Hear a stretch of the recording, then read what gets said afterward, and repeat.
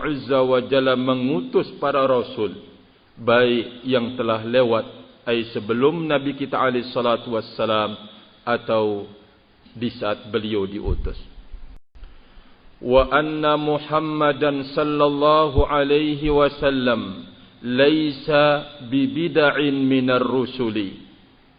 Dan Muhammad sallallahu alaihi wasallam bukan baru dari para rasul, bukan pertama dari para rasul. Wa anna tariqatahu tariqatu man qablahu. Jalannya beliau alaihi salatu wassalam adalah jalannya utusan sebelum beliau. Wa ahwalahu tunasibu ahwala man qablahu minal mursalin.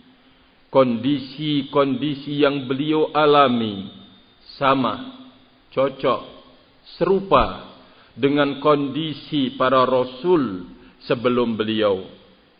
Wa ma jaa bihi yushabihu ma jaa'u bihi. Apa yang beliau bawa sama dengan apa yang mereka bawa. Li'annal jami'a haqqun wa sidqun. Semuanya yang mereka bawa itu adalah benar dan jujur. Wa huwa tanzilu man ittasafa bil uluhiyah wal izzatil azimah wal hikmatil balighah, yaitu turun dari zat yang memiliki sifat ketuhanan, memiliki sifat al-izz al-azimah, yaitu keagungan yang tinggi, kebijaksanaan yang paling teratas. Wa anna jami'al alamil alawi wassufali milkuhu wa tahta tadbirihil qadari wasyar'i. Semua alam jagat ini, baik yang di atas ataupun yang di bawah, adalah miliknya Allah Azza wa Jalla. Semuanya berada di bawah pengaturan Allah Subhanahu wa ta'ala, baik pengaturan yang bersifat takdir ataupun yang bersifat syar'i. Barakallahu fikum.